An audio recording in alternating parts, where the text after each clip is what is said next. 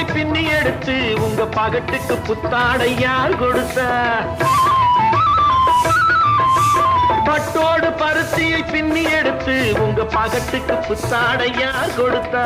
கட்டாந்தரையிலே கல்லை உடைத்து உங்க கண்ணாடி மாளிகையை யார் படைத்தா? கட்டாந்தரையிலே கல்லை உடைத்து உங்க கண்ணாடி மாளிகையை யார் படைத்தா?